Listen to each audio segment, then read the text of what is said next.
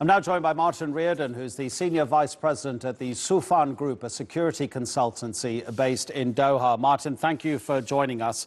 If you don't mind, I'd like to start with a naive question. Can the war against terrorism ever be won, or is its asymmetric nature making that an impossible target?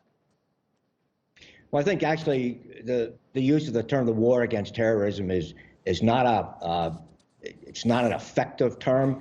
Terrorism is on the rise. There are some good trends in this last report. There are some negative trends and things that we're concerned about.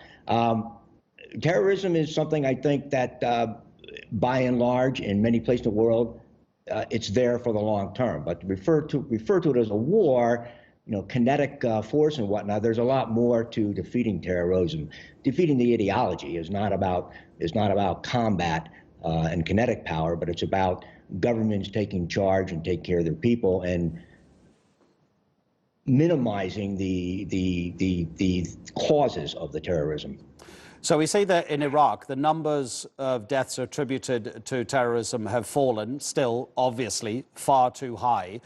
Is the defeat of Daesh the main reason for that? If it is, and the fall of the Caliphate across Iraq and Syria, how is that going to affect how Daesh, with its philosophy, which is still valid for its militant members, how is it going to wage its campaign now that its caliphate has fallen? Is it going to export its terror?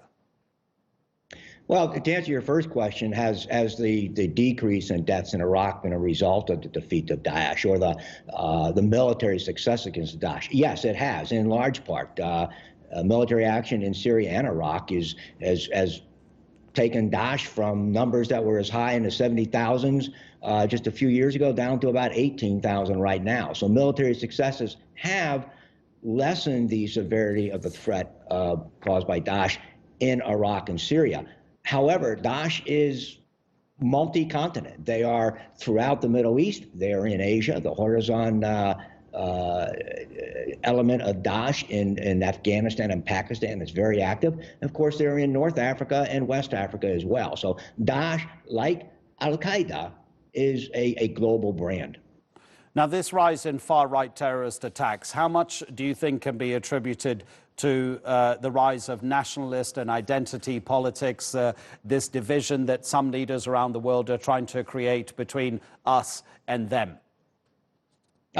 Most of it. I mean, with the far-right extremism, that is, it's nationalism by and large that's involved. It's also it's racial. It's against certain religions, but it is that rise in nationalism that encompasses all of this. And we've seen this has been around for a long time, but we've seen a rise in the last several years.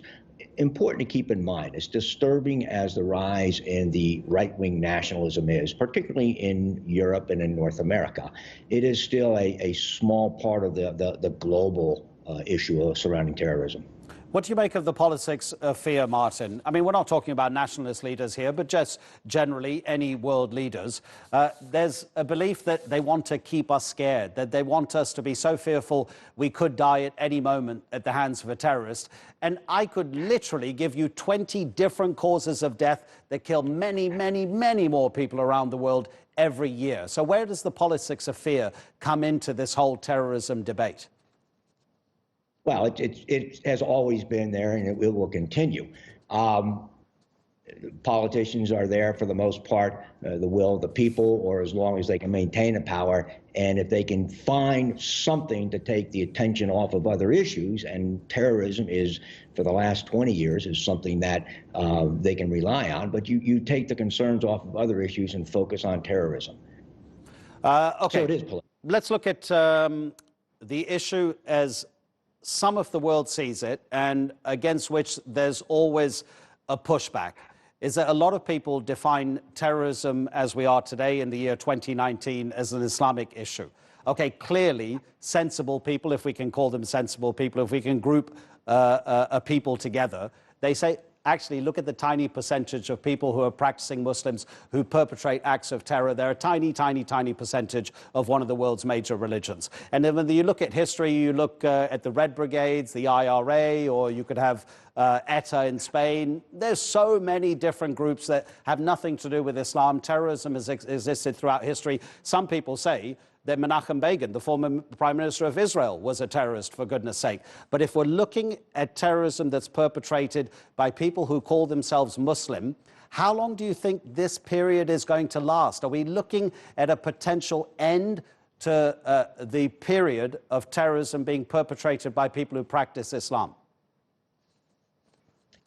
Well, to go to your first point, I think terrorism is much broader than a specific religion. I mean, we see it in Islam for years. We saw it between Catholics and Protestants. It is big in South Asia and Eastern Asia, where in large part you're not talking about Muslims. So it is a global problem for different reasons.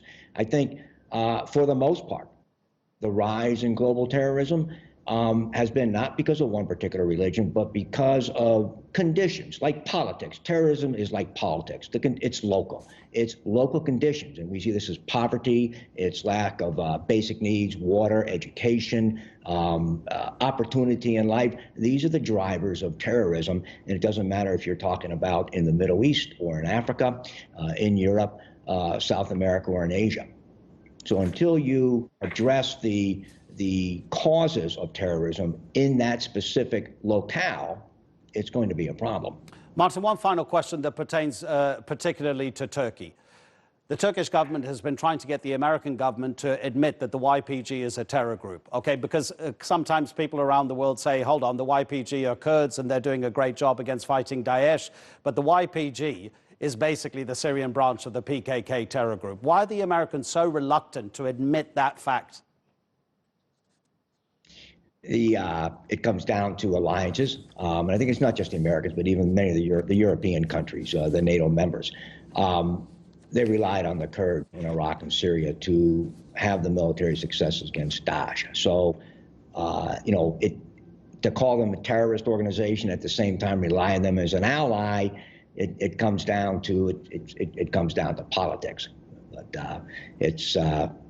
I think right now the U.S. is pulled away from the Kurds and to allow Turkey to carry out their military operations.